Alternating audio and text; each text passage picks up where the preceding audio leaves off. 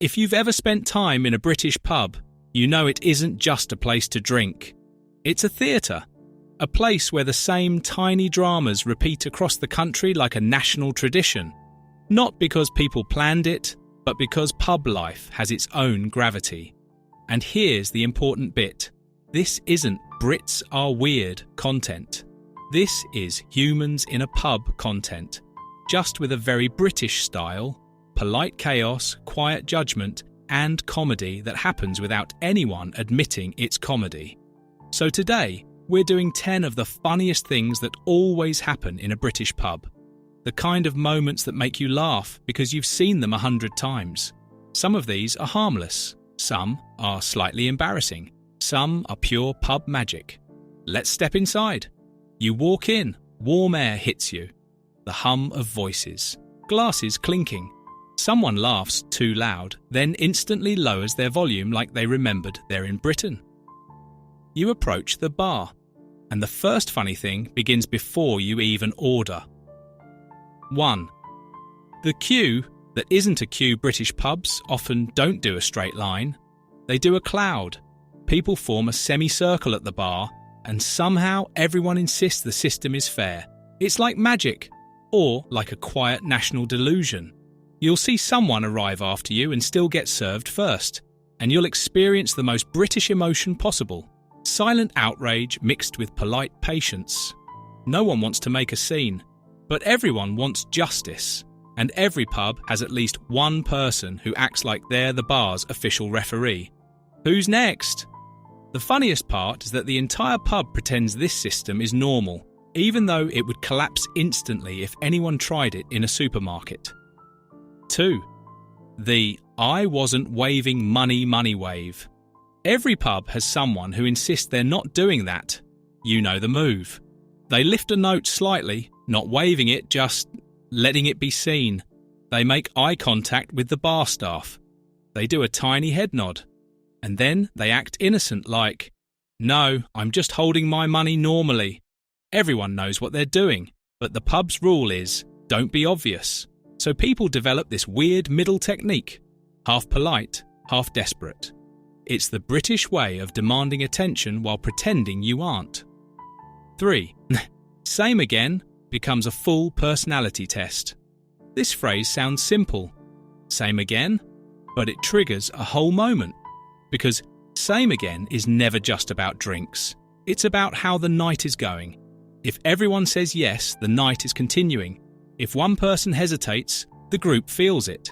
If someone says, actually, I'll just have a half, everyone knows they're either leaving soon or pretending they're leaving soon. And then there's always that one person who changes their order every round, like the menu is a personality quiz. First round, lager. Second, Guinness. Third, rum and coke. Fourth, actually, I'll have a whiskey. And everyone watches in silence like, mate, what are you doing to your own body? 4. The just one pint lie. This is Britain's most famous pub fiction. I'm only having one. It's said with confidence. It's believed by nobody. Because the moment you step into the warmth, the whole pub starts working on you. The atmosphere, the chat, the rhythm, the fact you've already committed by being there.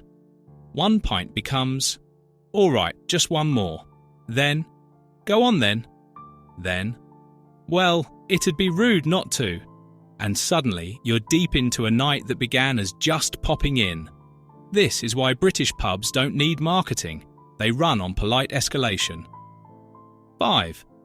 The coat pile that becomes a mountain range. In winter, British pubs develop a natural habitat, the chair of coats. No one owns it, but everyone contributes. Coats, scarves, hats, umbrellas, sometimes a bag, maybe even a glove that never finds its partner again. The coat pile is chaos, but it's also trust. Because in a proper local, people believe their coat will still be there. And then, at closing time, the funniest moment happens. Everyone suddenly forgets which coat is theirs. You'll see people lift a coat, hold it up, stare at it like, is this mine? Then someone says, that's mine. Then another says, are you sure? and the whole pub becomes a confused coat-sorting centre. 6. The Irish goodbye attempt that fails immediately. In Britain, leaving is a process. Someone stands up and says, "Right." That single word is meant to start the exit, but it never ends quickly, because the pub goodbye has layers. One more sentence, one more laugh, one more handshake, one more, "I'll see you next week," one more trip to the toilet, one more, "You all right then?" So someone tries to do an Irish goodbye, slipping out quietly, and instantly gets caught. "Where are you going?" And now they have to explain their leaving like it's a betrayal. Leaving a British pub is not a solo decision. It's a group negotiation. 7. Someone says something slightly too bold and the whole room goes, "Ooh." This is pure pub comedy. A friend makes a comment that crosses the invisible line. Too personal, too savage, too honest. And suddenly you hear it. "Oh." Not angry, just judgmental entertainment. It's the pub's version of a referee whistle. It means you've gone too far and everyone has noticed. Then the person who said it tries to recover with, "I'm only joking." And the victim laughs in a way that says, "I will remember this forever." 8. The round dodger being hunted like a national sport. Every pub group has a round system, and every pub group has, at some point, a round dodger. The person who disappears exactly when it's their turn. Toilet, phone call. "Just popping outside. Need to take this." Suddenly they're gone. And the funniest part is how British people handle it. They don't confront aggressively, they weaponise humour.